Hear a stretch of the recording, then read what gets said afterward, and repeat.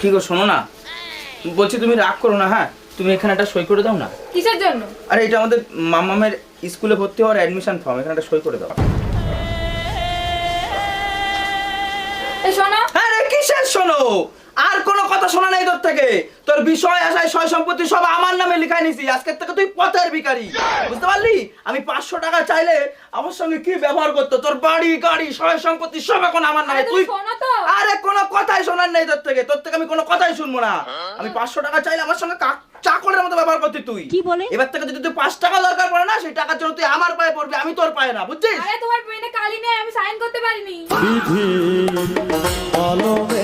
বাবু বাবু, আমি তোমার সাথে প্র্যাঙ্ক করছিলাম বাবু। আমি তোমার সাথে প্র্যাঙ্ক করছিলাম, আমার ভুল হয়ে গেছে। হয়ে গেছে নাটক করা, এবার জিনিসপত্র নিয়ে বেরিয়ে যাও। এই না না না না না, আমার বাড়িতে বের করে দিলে আমি কোথায় গিয়ে থাকবো? যাও যাও যাও, তাড়াতাড়ি বেরো বেরো। আমি তোমার সাথে প্র্যাঙ্ক করছিলাম।